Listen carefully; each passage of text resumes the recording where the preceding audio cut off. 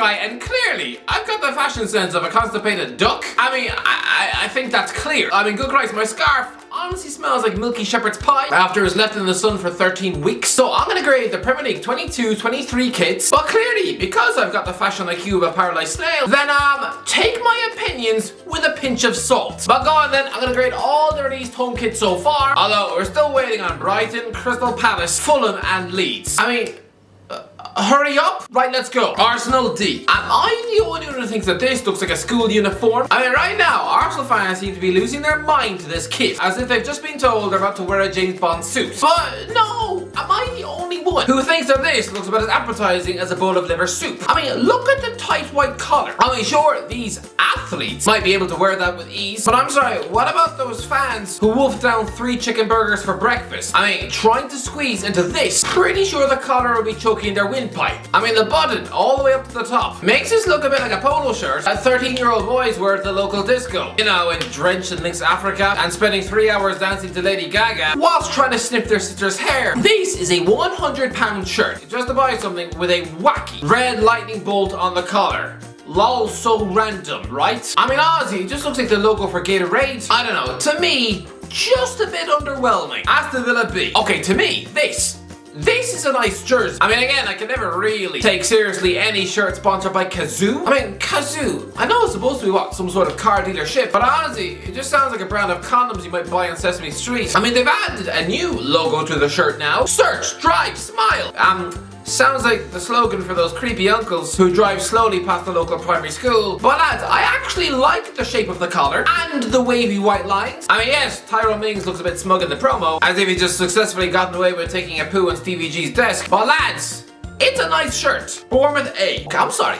Excuse me, because right now, my mouth is full of phlegm. This is hands down one of the most beautiful Premier League kits I've ever seen. And it's been worn by lowly Bournemouth, just a seaside village where the biggest celebrity is Harry Redknapp. I mean, this season, we're going to see this luxury shirt being proudly adorned by the likes of Kiefer Moore, someone as exciting as a dog food sandwich. Honestly, this is the type of shirt I would see Neymar or Messi wear.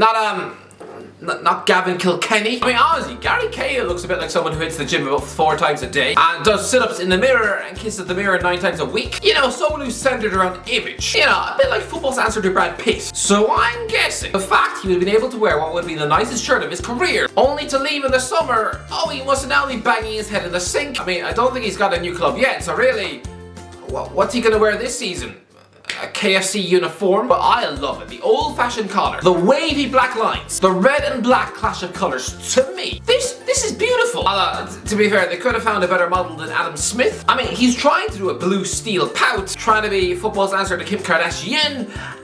Instead, the lighting just makes him look like a middle-aged man waiting for the bus. But honestly, Bournemouth fans, be proud of this shirt.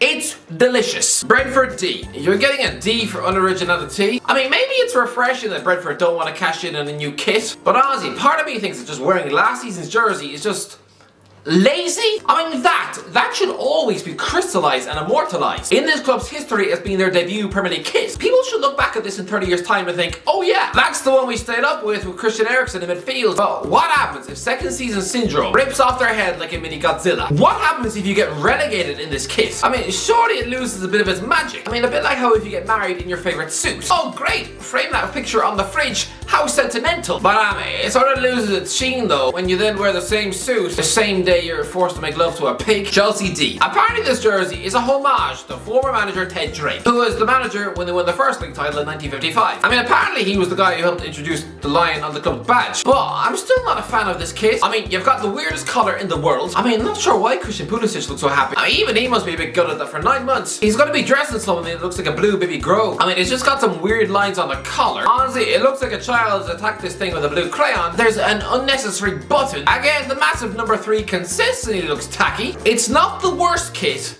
but it's still not great. Everton B. Okay, this is weird. To me, this shirt looks a bit like the Everton kits they used to wear under David Moyes. I mean, honestly, doesn't this just look like the kit from 2006? I mean, I'm half expecting Lee Carsey and Tim Cahill to waltz out onto the pitch, but choosing to make Anthony Gordon the poster boy model, what, the guy who currently has Tottenham and Newcastle sniffing around his feet? I mean, listen, the Steak.com sponsor looks very overbearing and big, so to look at that, again, it's a bit like looking at Danny DeVito in the back. But I do like the gravelly pattern on the front of the shirt, which fades into into a darker shade of blue on the chest. I like the simple white collar and the white stripes on the armpits. I like this one. Leicester F. No.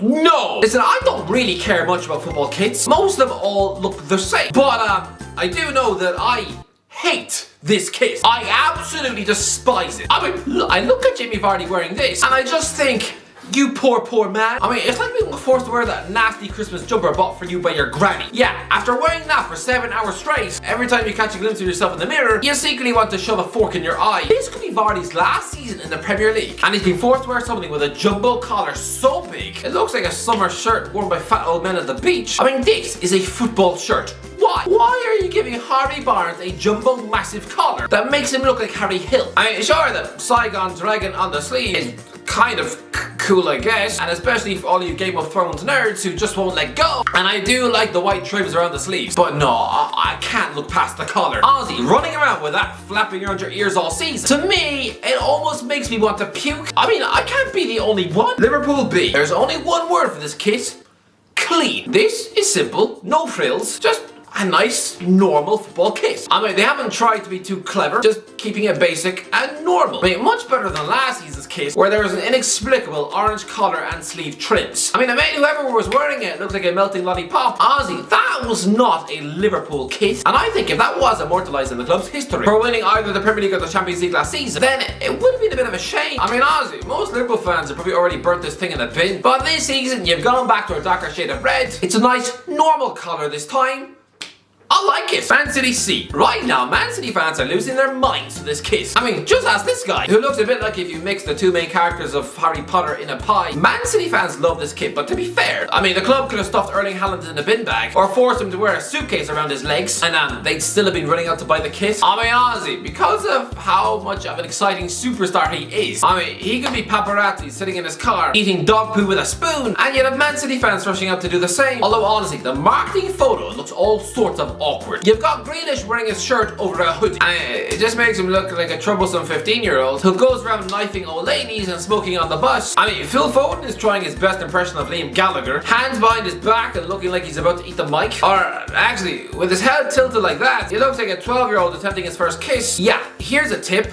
Try not to bite off her lip, and take it from me, don't do kissing practice on your dog. And then you've got her in the background wearing a hat and with arms stiffer than the Tin Can Man of Wizard of Oz. It all just looks very awkward, rigid and stiff. But listen, I like the kit. It's a bit different, a bit retro with a club badge in the middle of the shirt, and mix in a maroon collar and sleeve trims. Which, I don't know, it doesn't really feel Man City, does it? But it's nice enough. C. Man United D. Great, so this season, we've got both Arsenal and Manchester United, deadly rivals, wearing the same collar. You know, this fiery, flamey thing which looks like it was designed by a 7-year-old boy. I mean, could you not have given these clubs at least 2 different colors at least? I mean, a bit weird to have Cristiano Ronaldo advertising this thing. I mean, he looks like someone who'd sooner let a wolf bite off his nose than actually have to wear the shirt this year. Although again, with the amount of Photoshop work that's gone into this, he looks like he belongs on the set of Avatar. Honestly, he looks a bit like Lara Croft. Are we sure this wasn't just drawn by some nerd on a computer? I don't like the collar or the button. Again, Manchester United should never have the words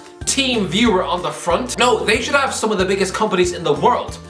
Bring back Vodafone. So honestly, I'm giving it a D. Newcastle D. So, this is the first Newcastle kit brought out after Mike Ashley. And it's a bit average. It's just a normal black and white kit, which would be fine, but it's got some ugly sponsors on the front. Honestly, if there was no blue Fun 88 sponsor, or the Castori bird on the chest, which makes this look like some fake knockoff Logan Paul merch you'd see being sold on a beach in Marrakesh, if this was just instead a plain black and white refreshing old retro kit, then this would be simplistically beautiful, especially with the nice black and white rims on the collar. But the sponsors are there, and since when did the colors of light blue ever belong on a Newcastle United home shirt? I don't know, to me, because of the blue, it just doesn't really fit well with my eyes.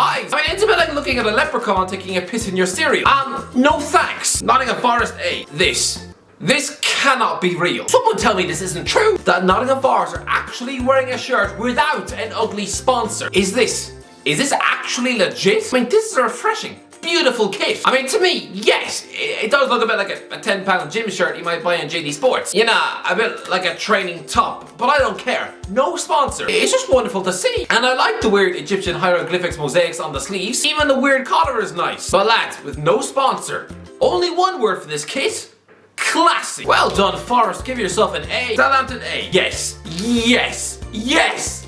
So beautiful. You know what? I admire the inclusivity of the Southampton marketing team. I mean, it would have been easy to just fill this poster with Southampton players instead. Yeah, I mean, no, you've got James Ward-Prowse on the front, but beside him, just some random old man who looks like he spends his weekends playing chess and scraping out his prostate. And then on the other side, you've got a mumsy figure who looks like she's just come from mowing the lawn. But it's a beautiful kit. The white and red panels, the weird broken glass, spider's web design, the black trims. Even the sponsor doesn't want to make me spoon out my eyes. To me, this is an absolutely beautiful shirt. Tottenham D. I mean, it's a Tottenham kit. What do you want? I mean, the fan base must always consistently be the least excited for any release of the latest shirt, because it's always just simple, plain, and white. And it's always got some strange yellow collar and sleeve trims. But honestly, utterly no effort went into this. And I'm supposed to grade this? This is like a teacher trying to grade someone's homework when they've written about 3 words and just smeared Nutella on the page. This is just very boring. So, I don't know.